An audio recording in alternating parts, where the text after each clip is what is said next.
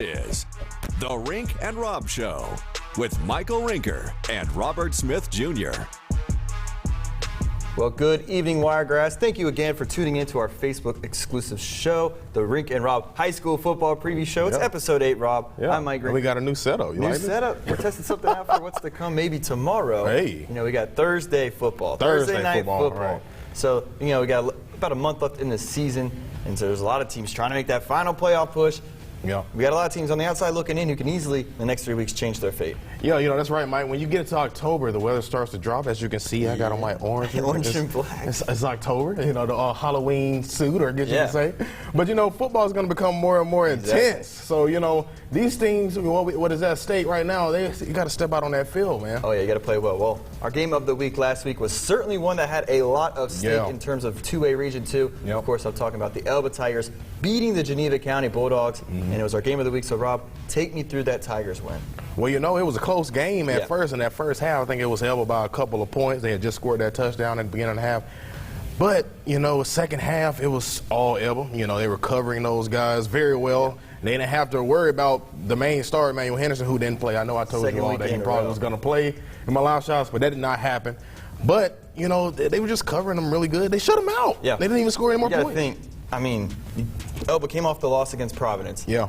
They had to be mad. Yeah, there's no way. I mean, Providence is a good team, but they've had a down season. Yeah. And so they needed that win. They needed that win. So they came out on fire. Yep. Well, there you go. You see the score 50-22 there. And you know what? Geneva County, they got their first loss on the year, but Floraua, they remained undefeated as they beat Kinston 50-7 last Friday night. They are now 6-0 and looking good in 1A. Yeah, so does their 1A region rival, though. Brantley beats up on Sampson, getting the win 52-0. They, too, are 6-0. All right, well, another team sitting at 6-0 is the GW Long Rebels. They're in sole position in first place now, with Geneva County losing in 2A. They beat Zion Chapel 56-0. And speaking of that region, Abbeville stays in the thick of things as they improve to 5-1, beating Arrington 32-22. All right, well, moving up to 3A, Wicksburg gets their 4th straight win as they beat the Daleville Warhawks 52-6 on the road, and quite a blowout. Yeah, Slocum continues to get production from their running back duo, Jalen Novas and Rashawn Miller Jr. The Red Tops handled New Brockton 55-21. Ott beats down a Providence team at home 34-12, and they are now 6-1 on the year.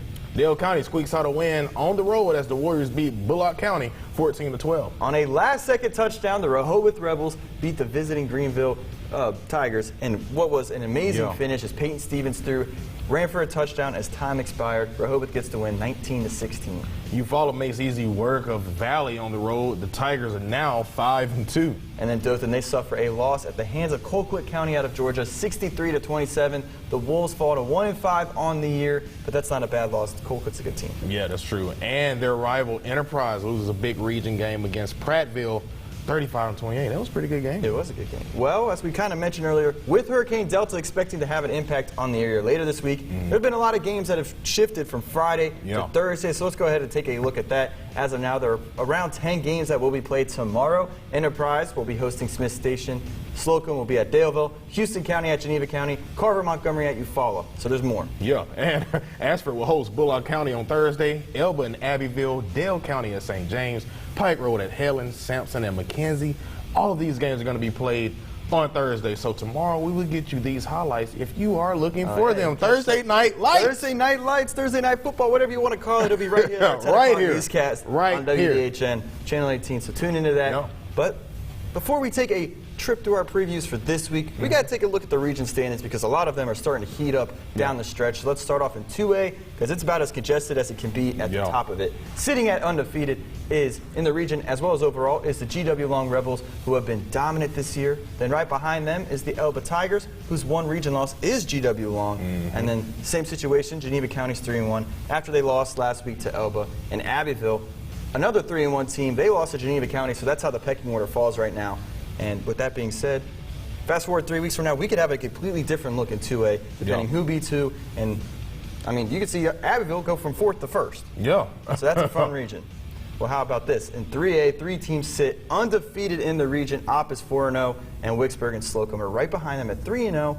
And you know what? Of course, they're undefeated, but all 3 of these teams have to play each other in the next few weeks. Yeah, they do. So again, another one of those regions that can flip on its head. I like that. That's tough right there. Now let's skip up to 7A. Auburn has firm control of the region, having already beaten Prattville and Central Phoenix City, and those two face off this week for presumably second place in the region. Then Enterprise is in fourth currently, but they need to get some wins in order to clinch that playoff berth, because Dothan has the talent to piece together some wins and steal that spot. Yeah, that's something where, I mean, 7A, you got Enterprise with one win, and then obviously everybody else is winless. So, I mean, all these regions are tight. Yeah, they're all tight, man. But this is what we never like really here. know. Even in week 8 of the year, you don't know where everything is going to fit. That is so, true.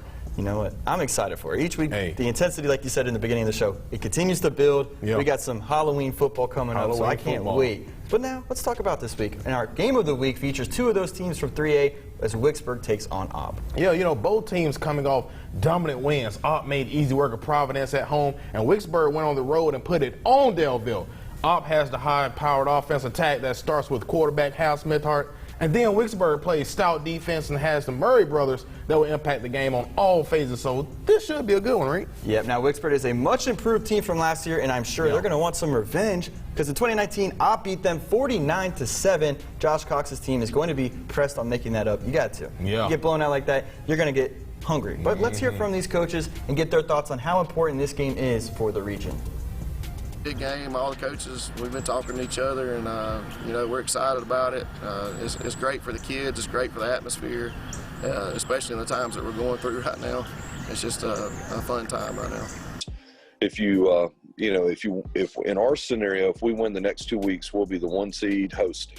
If we win one of the next 2, we'll be at home, but we'll be the 2 seed. If we lose both, we'll be on the road and be the 3 seed. So it's very important. All right, well, this 3A region game, like they have said, is huge. Yeah. So, Rob, who is getting the win and firming up their place in the top? It's going to be a great game, I will say. But I'm rolling with Abb here.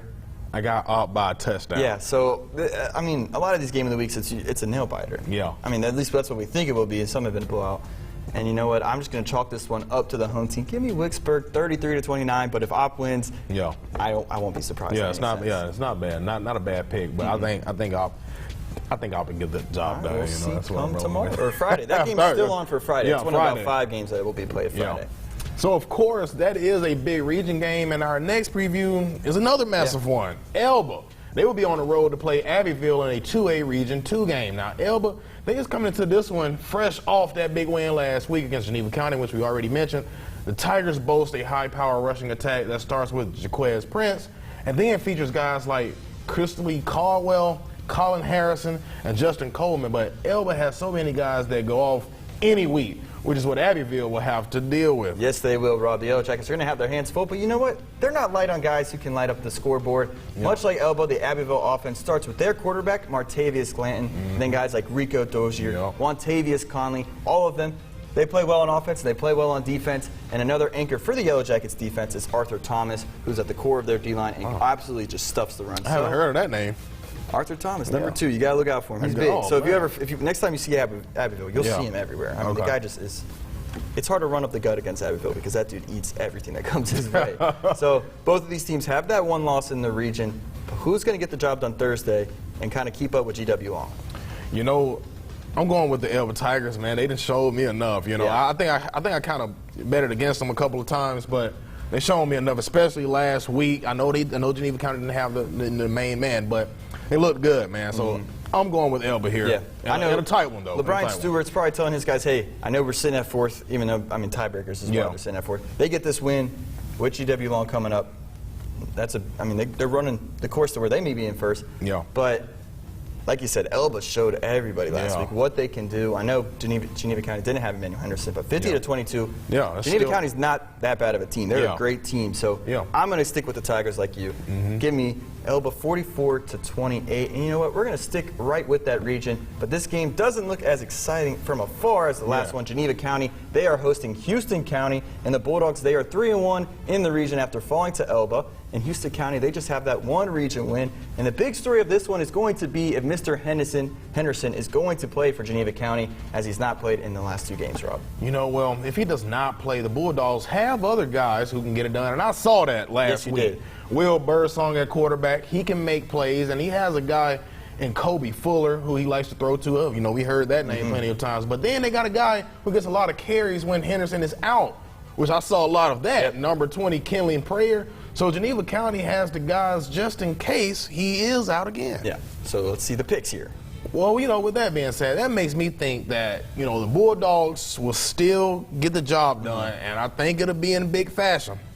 So I'm going 40-10. Yeah. So we've seen a lot of these teams, especially good teams, when they lose, they come out the next game. Yeah. And like a team like, you look at Alabama University, they don't struggle after they lose. They typically, when was the last time Crimson Tide have lost 2 games in a row? Yeah, that's true. So a good team always bounces back from a loss like that. So I think Geneva County is going to fit that bill, and they're going to get the win 44-13. Yeah. All right. So we're going to stay in that region. Once again, it's Zion Chapel. They'll be at the Zoomstein to play the Ayrton Purple Cats. And, the Purple Cats, they've certainly not had the year that they want to remember, but they still have a slight chance to make the playoff in that ever so competitive Region 2. Yeah, well, this just might be the way to start a run. Zion Chapel is still winless on the year. Ayrton and Coach Kilcrease started 2-1, but they are currently on a 4-game losing streak, so they must win their last 3 games just to go 5-5. Yeah. All right, well, Tariq, what do you think? The Purple Cats? Since you asked, I think it's not much of a challenge. I don't want to be mean, but Ayrton, they need to put something together. 34-6 Purple Cats. Yeah, if they lose this game, they do have some major problems. I don't think they'll have those major problems. Purple Cats will get this win 30-9. All right, well, the next game we're moving up a classification to 3A Region 2, and it's going to be Slocum hosting the Daleville Warhawks. Now, this is game.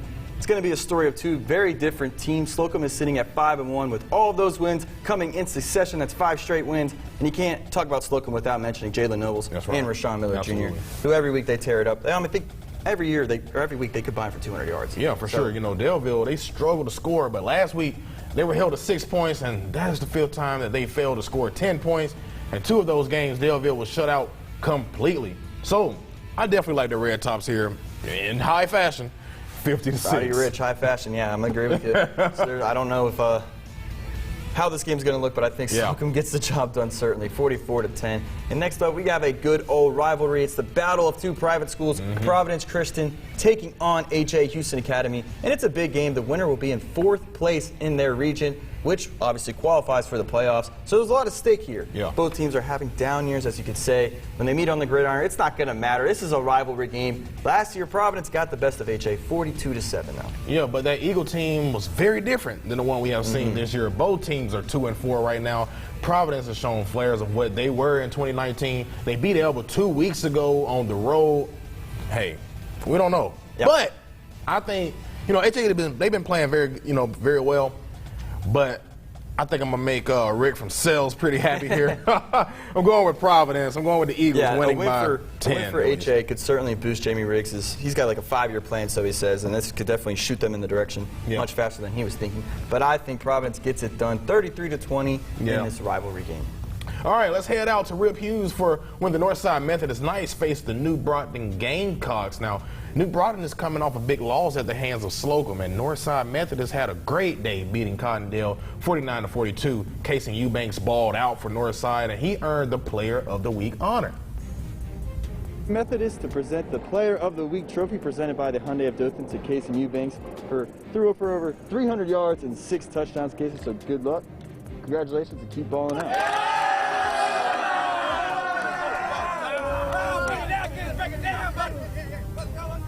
So Rink, you saw that Casey Eubanks guy, man. He balled out. I got to clap it up for him. Yes, man. That's pretty good. Yeah. What do you think, though? What do you think for this game? Oh, man. It's going to be close, but you know what? I'm going to ride the hot hand. Northside's going to win 33-27. Yeah, New Brockton, they've been struggling with, 1-4 right now. Northside, they got that hot hand like you just said. I'm going with the Knights, too. I think they win by 3 points. All right. Well, our final preview of the night's going to be a 7A matchup as Enterprise is hosting Smith Station.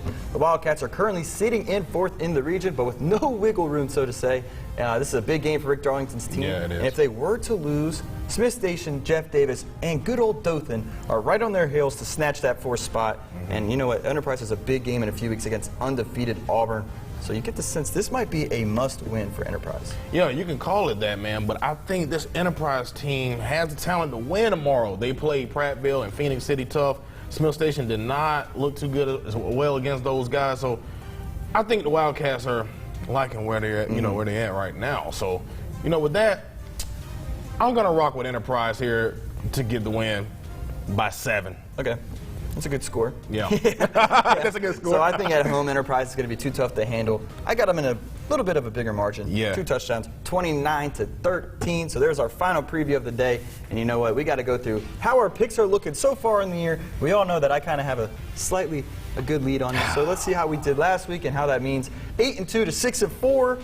Every week I kind of just chip away and get a bigger lead. It's like hiking a mountain. I'm going a little faster than you, and slowly but surely I'll hit the top. And so that means McDonald's is coming my way. I just bought McDonald's last night. I don't know if I can have any money for you, but I'll be getting there soon. You know, with these next couple of weeks, it's going to be some intense games. Just like these regions, somebody's bound to mess up. So you got a chance. You got a chance. Somebody's bound to mess up. So. All right. Well, before we go, we got to go through our game of the week, and this week it is Opp and Wicksburg. So Rob, you're going to be at that game. Yeah. What are you looking forward to? A shootout, man. I go ahead and tell you, I'm looking forward to a shootout. Both teams are great. You know, they're undefeated in the region, and they are tied with each other, and you know, it's a slogan for first place. So with that being said, you know, it's going to be a good one. It makes perfect sense why this game is the game of the week. Exactly. And you know what? I don't think you really need to say anything else. Both teams are going to be looking same colors, same place in the region. It's going to be a battle for everything. So it's going to be a great one. You can catch that game with the Extra Point Friday night. But like we have said, a lot of games are tomorrow, so please tune in around 10:15 if you want to catch the sports side. But if you want to watch the entire news segment, turn in at 10. Watch it all. But we will be going on around 10:15, giving you all the scores from tomorrow. And then Friday, depends how the Lakers and the Heat turn out we got tomorrow. That finals, we may have a finals game Friday, so we might be at 10:35. We might be at 10:05 like normal. We'll have to see. But for now, this is Rink and Rob, high school football preview show number 8. Go out, have a great night, and prepare for some football tomorrow. And we'll see you then.